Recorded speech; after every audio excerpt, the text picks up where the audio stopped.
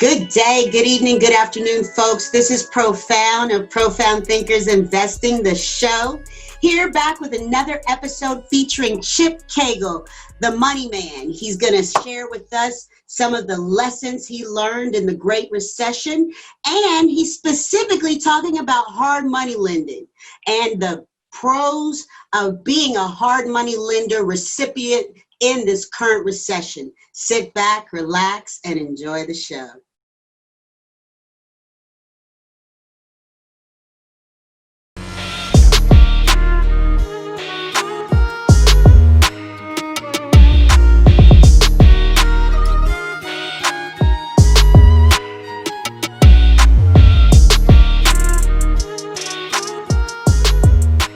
When you say that, I just hear in my head, I'm a Warren Buffett fan, and I just hear in my head when everyone is running scared, this is when you buy. This is what Warren Buffett says.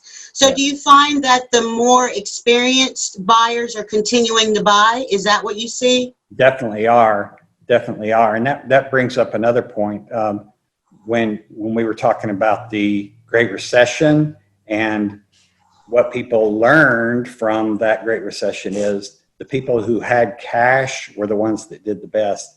Now, when I say cash, you have money to be able to be out there investing. That doesn't mean you have to pay 100% for every property you buy. You can still use some hard money. In fact, I'd encourage you to use hard money to buy the properties, but having cash helps you to have the down payment to do so. Yes. And so that's called the gap funding, right?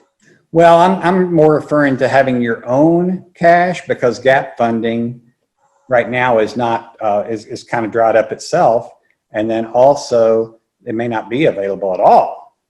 So you having cash to be able to do the deals, to be able to put the down payments and cover the costs and everything now is the best way to go. I'd also be trying to work on my credit score, trying to get my credit score up. And in addition to that, trying to get some credit lines, because you're looking for cash. You're looking for the ability to be able to buy a property when you find one. And the best way to do that is to have cash or have access to credit. And does Bay Mountain deal with lines of credit? We don't have a line of credit, no, but you could get a line of credit at your bank or at some other lending institutions. Maybe a home equity loan on your current property, that kind of thing, or even on investment properties that you have. So just try to get as much access to cash as you can. What I found interesting in talking to you earlier was that the consideration for the money that people have on hold can be considered from different avenues, revenue streams. Could you explain the different revenue streams that people can utilize to qualify for the loan?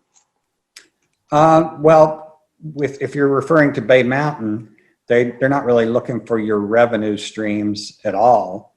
They do want to make sure that you have some cash to be able to do the deal, but they don't make you prove it. So what you may be referring to, as I was telling you, that they ask for, how much cash do you have in the bank? How much cash do you have in your investments? So that would be stocks, bonds, mutual funds. And then how much do you have in your retirement accounts? By the way, a lot of lenders don't count your retirement accounts. Bay Mountain does, but they only count 70% of it. Okay, so that's so if another you had $1 million, they'd count 700,000. That's great, considering other companies don't count it at all. That's right. So what would be your recommendation as we look at, yesterday's Great Recession? And we're not, like you said, we have not been in this particular predicament for 2 quarters. Right. So what are you considering as you approach investors and brokers? What are you sharing with them from your point of view? Well, we already talked about the cash thing and getting some lines of credit, getting your credit score better. All those things are just to position you to be able to snap up a property as soon as one comes available. As I'm sure you're aware, most investors can't secure a property and then wait 45 days for the regular bank to be able to fund it. they have to be able to close quick and close within a couple of weeks. Now, if you have all cash, you can close immediately as soon as you can get a lawyer or a title company, depending on what state you're in, to close you. Or if you're getting hard money loan, it's going to take more like 10 days to 2 weeks. Bay Mountain strives to get it done within 2 weeks. The only time that it takes longer than that is if you have some kind of situation where we're waiting on the borrower to send in some documents, or if there's some kind of a title issue. And you have opportunities for brokers as well, don't you? Yeah, so that's a good point too. So if there are any loan brokers that are listening to this, Bay Mountain would love for you to send us some loans, which is way different from what my situation was with previous lenders. If I didn't send in the loan, I didn't get paid. With Bay Mountain, I'm actually the Southeast coordinator for the loans here, and so I encourage loan brokers to send in things because that increases the volume in the territory. And by the way, my territory is Georgia and East Tennessee. Okay. So considering that you are a loan broker, are you also an investor? I'm not currently investing in any real estate, but I want to get back into it sometime in the near future. Yes. Right now I'm concentrating on the loans, and especially since I just started with Bay Mountain a couple of months ago, I'm concentrating on trying to build their business as much as possible. So are you planning on buying the dip? That's a great question. Yeah. So I believe what you're referring to is that if we are in a recession, and of course right now some people aren't making their mortgage payments, then in a few months when the lenders are able to foreclose and evict, and renters are able to evict, then there may be a lot of properties on the market. Is that what you meant by that? Yes. Yeah. Mm-hmm. So that very well could be in 3, maybe 6 months down the road that there's going to be a glut of houses that are available for investors. There again, that's when it helps you to have access to cash and credit. Do you see much of a difference in hard money lending from now compared to back in 2008? Yeah, it is different. Back then, the rates were a lot higher, but it was easy to get. You were able to get a hard money loan, or even at that time, you could even get a regular mortgage easy. If you had a pulse, they would give you a mortgage. And that was the problem. That's actually a big reason why we had the Great Recession, was because so many real estate investments, they had the bad loans out there. As you may recall, some of the investment bankers were trying to sell those bad loans, and they all just collapsed, and most of them were real estate related. So that's a big difference now versus then. It wasn't real estate that's driving it wasn't the sudden drop in the real estate loans that is driving this recession like it was in the Great Recession. Right. And this is the entire market, not the housing market alone. Exactly. So this is quite different. So we don't really have any, do we have relatable history to speculate? I think we do because we think, both you and I think that in 3, maybe 6 months, there's going to be houses that are available that aren't available today. That's been a complaint for quite a while in most of the cities around town. You just can't find deals anymore because they're overpriced. Either the seller is wanting too much for it, or in some cases, the wholesaler is wanting too much for it. The wholesaler picks it up and then adds an exorbitant fee on top of that makes it not such a good deal anymore. So it's kind of hard. It's been hard for quite a while in most cities for people to find good investment properties. And so now this could bring foreclosures or maybe just desperate sellers that are going to make the market a whole lot better for investors.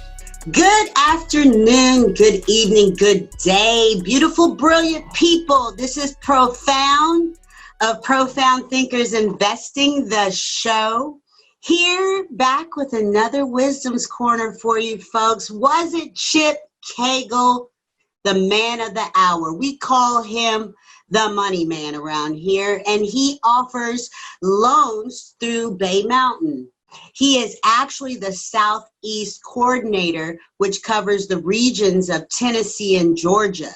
So if you'd like to connect with Bay Mountain, just simply go to www.profoundthinkersinvesting.com and fill out a further information form. And in the blank, indicate that you're looking for a hard money loan, and we'll be more than glad to help you through the process. Well, today on Wisdom's Corner, we're going to delve into what we learned from the money man.